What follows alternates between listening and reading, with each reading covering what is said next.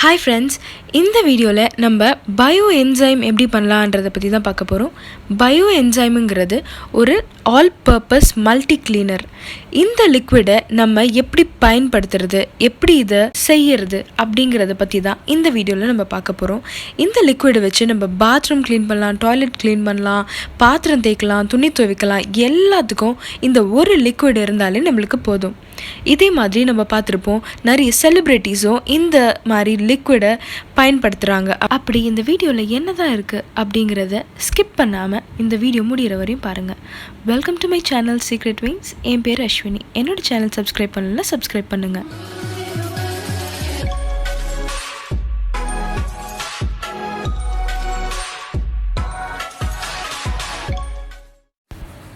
Bio enzyme செய்யறதுக்கு முக்கியமான ஒரு பொருள் என்னன்னு பார்த்தீங்கன்னா, இந்த மாதிரி ஒரு பிளாஸ்டிக் கண்டெய்னர்.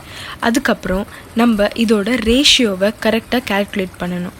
இப்போது 15 பார்ட்டாக இந்த கண்டெய்னரை நம்ம பிரித்தோன்னா 10 பார்ட்டு நம்ம தண்ணி ஊற்றணும். 10 பாகம் தண்ணி, 3 பாகம் நம்மளோட சிட்ரஸ் பீல்ஸ்ன்னு சொல்லுவோம் இல்லையா, இந்த ஆரஞ்சு பழத்தோல், அதுக்கப்புறம் சாத்துக்குடி, லெமன், இந்த தோல்லாம் 3 பாகம், கடைசி ஒரு பாகம் ஜாகரி. இதை சிம்பிளாக சொல்லணுன்னா, இப்போது இந்த கேனில் 15 லிட்டர் தண்ணி பிடிக்கும்னு வச்சுக்கோங்களேன். இதில் நம்ம 10 லிட்டர் தண்ணி ஊற்றணும். 10 லிட்டர் 10% தண்ணி, அதாவது 15க்கு 10 நம்ம தண்ணி ஊற்றுறோம். தண்ணி ஊற்றிட்டு இந்த ஜாகரி இருக்கு இல்லையா, அது 1%. நான் இதில் 35 லிட்டர் எடுத்துருக்கிறதுனால இதில் 2 கிலோ நான் ஜாகரி போடுறேன். இதோட கேல்குலேஷன்ஸ் எல்லாமே நான் உங்களுக்கு டிஸ்கிரிப்ஷனில் கொடுக்குறேன், செக் பண்ணிக்கோங்க. இப்போ 2 கிலோ ஜாகரி நான் அதில் சேர்த்துருக்கேன். இன்னும் நம்ம சிட்ரஸ் பீல்ஸ் இதில் யூஸ் பண்ண போகிறோம். சிட்ரஸ் பீல்னால் என்னன்னு பார்த்திங்கன்னா, நம்ம சிட்ரிக் ஆசிட் இருக்கிற பழங்களோட தோல் தான் நம்ம யூஸ் பண்ண போகிறோம். இதில் என்னென்ன தோல்லாம் யூஸ் பண்ணலான்னு பார்த்திங்கன்னா, லெமன் யூஸ் பண்ணலாம், சாத்துக்குடி தோல் யூஸ் பண்ணலாம், ஆரஞ்சோட தோல் யூஸ் பண்ணலாம், அன்னாச்சி பழத்தோட தோல் யூஸ் பண்ணலாம். இப்போ நான் இங்கே என்ன எடுத்திருக்கேன்னு பார்த்திங்கன்னா, ஆரஞ்சும் சாத்துக்குடியோட தோல்களும், ஆரஞ்சோட தோல், சாத்துக்குடியோட தோல், இதெல்லாம் சேர்த்து ஒரு 3 பார்ட்டு, அதாவது 3 கிலோ அளவுக்கு இந்த சிட்ரஸ் பீல்ஸ். இதை வச்சு நம்ம என்ன பண்ண போகிறோம்னு பார்த்திங்கன்னா, நம்ம இதிலேருந்து பயோ என்சைம் நம்ம தயாரிக்கிறோம். இந்த என்சைம் எத்தனை நாளில் நம்ம ரெடி ஆகும்னு பார்த்திங்கன்னா 90 நாள் எடுக்கும். இது முதல் தடவை நீங்கள் பண்ணும்போது 90 நாள் எடுக்கும். அதே அடுத்த தடவை இதுலேருந்து கொஞ்சம் இந்த தயிர்லாம் நம்ம ஊற்றுவோம் இல்லையா, அந்த மாதிரி நம்ம இதிலேருந்து கொஞ்சம் எடுத்து இன்னொன்றுத்தில் நம்ம செய்கிற புதுசாக ஆரம்பிக்கிற இன்னொன்றுத்தில் நம்ம ஊற்றிட்டோம் அப்படின்னா நம்மளுக்கு 45 டேஸில் அது ரெடி ஆகிடும். 45 நாள்லேயே ரெடி ஆகிடும். ஆனால் முதல் இது ரெடி ஆகிறதுக்கு 90 நாள் எடுக்கும். இந்த மாதிரி இது எல்லாத்தையும் போட்டு கலந்து விட்டுருங்க. இந்த அளவுக்கு இதில் கேப் இருக்கணும். ஸோ நம்மளோட பயோ என்சைம் 90 நாளில் நம்மளுக்கு ரெடி ஆகிடும். இப்போது இதை டெய்லி ஒரு 30 நாளைக்கு மட்டும் இதை டெய்லி ஓப்பன் பண்ணி கிளறி விடணும். இதை கண்டிப்பாக ஒரு ஏர் டைட் கண்டெய்னரில் மட்டும்தான் போடணும். ஏர் டைட் இல்லாத கண்டெய்னரில் போட்டால் என்சைம் நடக்காது, அதோட ப்ராசஸ் நடக்காது.